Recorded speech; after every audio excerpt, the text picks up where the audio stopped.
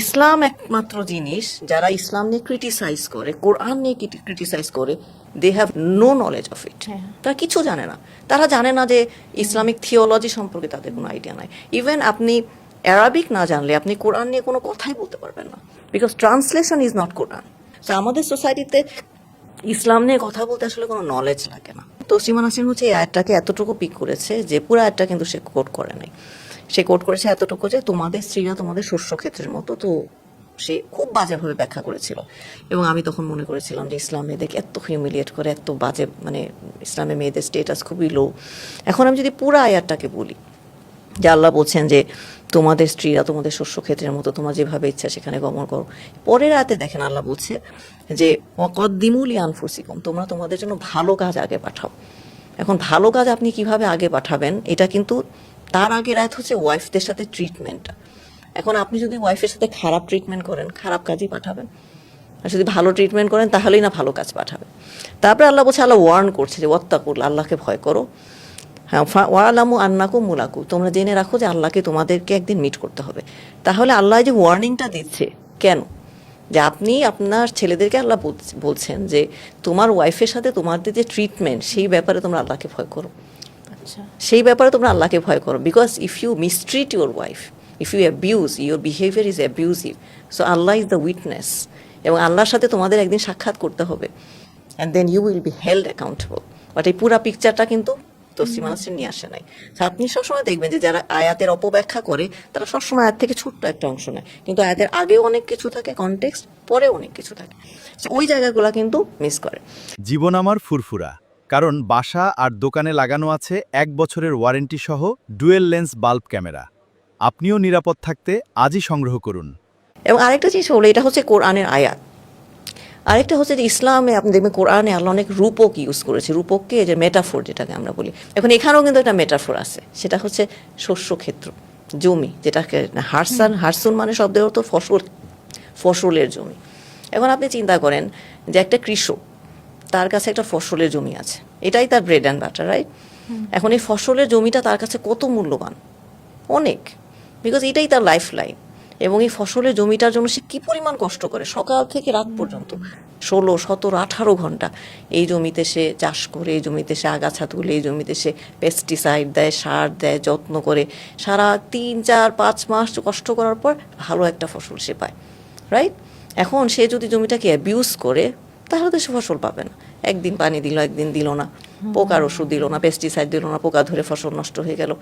So আপনি কিন্তু চিন্তা করেন যে একটা ফসলের ক্ষেত একটা কৃষকের কাছে লাইফ লাইন, এবং ওখান থেকে সে হাইয়েস্ট প্রডিউসের জন্য সে তার জান দিয়ে দিবে। তা আপনি একটা ওয়াইফ যদি আপনার একটা হাজব্যান্ডের কাছে যদি তার ফসলের ক্ষেতের মতো হয়, কতটুকু যত্ন তাকে করা উচিত, কতটুকু? He should give his life to get the best output, best family, best relationship, best children, right? So আমরা তো ব্যাখ্যাই করি ভুলভাবে।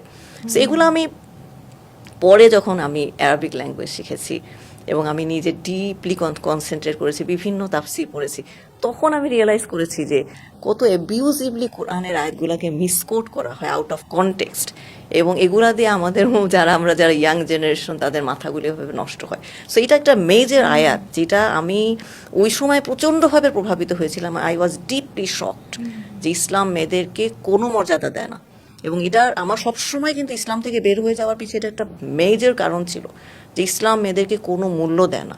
ইসলামে মেয়েরা হচ্ছে টার্শিয়ারি লেভেলের ইম্পর্টেন্স, ইসলামে মেয়েরা second class citizen. I use to believe, this was my mindset. So ওই সময় যেন এই আয়াতগুলো আমাকে ডিপলি কিন্তু খুব ইনফ্লুয়েন্স করেছিল। পরে দেখেছি আমি যে না, আসলে পুরা কনটেক্সটটাই হচ্ছে ভুল, পুরাটাই ভুল। ওনার বইতে হোয়াট এক্স্যাক্টলি ডিড শি মিন, যে মানে ফিজিক্যাল অ্যাবিউজ ইউ ক্যান ওটা হচ্ছে উনি মিন করেছে যে মেয়েরা হচ্ছে একটা সেক্সুয়াল ইনস্ট্রুমেন্ট, ছেলেরা যেভাবে ইচ্ছা তাদেরকে ইউজ করবে, এবং মেয়েরা হচ্ছে একটা, আমি কি বলবো, যে মেয়েদের কোনো আসলে স্টেটাস না ইসলামে। অনেক ধরনের কথাবার্তা। আরও যেমন ধরেন আরেকটা আয়াত ছিল যে রিজালু কাওয়ামুনা আলান নিসা, ছেলেদেরকে উনি ওখানে লিখেছিলেন ছেলেরা হচ্ছে, পুরুষরা হচ্ছে মেয়েদের কর্তা, বস, আর আমরা হচ্ছে সাবঅর্ডিনেট। বাট কওয়ামুনা শব্দের অর্থ আসলে প্রোভাইডার মেইনটেইনার, টেক কেয়ার, যারা টেক কেয়ার করবে। সো কওয়ামুনা শব্দটাতে আসলে যে আসলে বোঝায় যে men are always at our service. This is the meaning of কওয়ামুনা, যে ছেলেরা they are bound to take care of us, to provide us, to give us security, to give us comfort. So Allah তাদেরকে এটার জন্য responsible করেছে। So they are always at our service. তো পুরো জিনিসটাকে তো আমরা উল্টিয়ে ফেলেছি। সো এটা হচ্ছে যে যখন আমাদের নলেজ না থাকে, উইদাউট নলেজ যখন আপনি একটা জিনিসকে এক্সপ্লেন করতে যাবেন তখনই সমস্যা হয়। আর আপনি দেখবেন যে ইসলাম একমাত্র জিনিস, যারা ইসলাম নিয়ে ক্রিটিসাইজ করে, কোরআন নিয়ে ক্রিটিসাইজ করে, they have no knowledge of it. হ্যাঁ। তারা কিছু জানে না। তারা জানে না যে ইসলামিক থিওলজি সম্পর্কে তাদের কোনো আইডিয়া নাই। ইভেন আপনি অ্যারাবিক না জানলে আপনি কোরআন নিয়ে কোনো কথাই বলতে পারবেন না, because translation is not Quran. So আপনি একজন মানুষ অ্যারাবিক জানে না, তার ইসলামিক থিওলজি সম্পর্কে কোনো আইডিয়া নাই, সে ফিক জানে না, সে হাদিস জানে না, অথচ সে ইসলাম নিয়ে ক্রিটিসাইজ করছে।